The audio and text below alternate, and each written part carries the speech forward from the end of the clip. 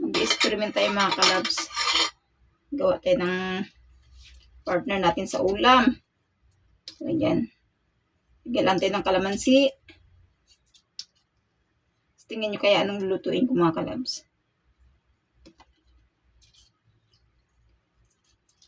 Kayo po ba ganito din ginagawa nyo?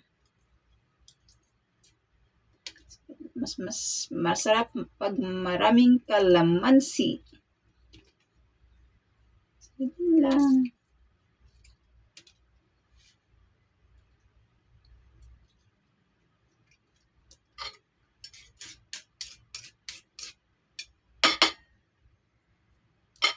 And then, lagay natin kung ano. Kamatis, sibuyas. So, haluin lang po natin.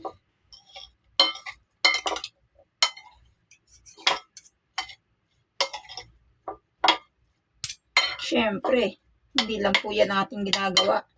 Ang pinaka-raynan ng ating menu, ito mga kalabs. Talbos ng kamote.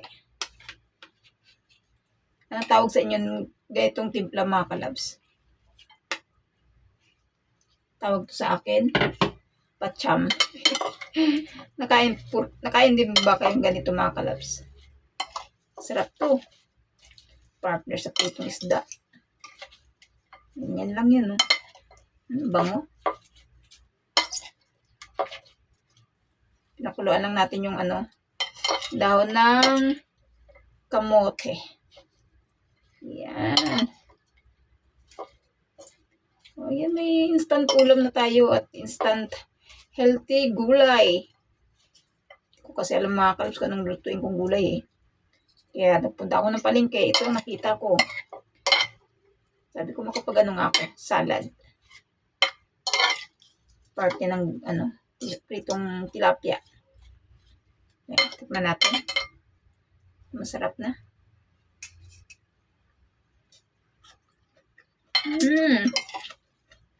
Ayos. Kunting halat pa.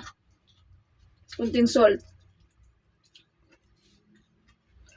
Bling, bling, bling, bling, bling, bling.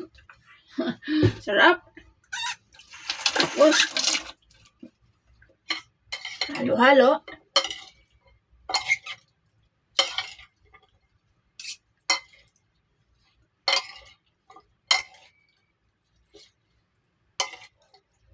Ayan na, ulam na tayo. Tara na mga kalabs ko, ano po kayo? Anong tawag dito ninyo? Boy na ako mga kalabs. Ano po tawag sa inyo nito, mga kalabs? Ayan. Ito na, kain na po tayo. Luto na po ang inyong menu. Thank you for watching mga kalabs. God bless everyone. Bye.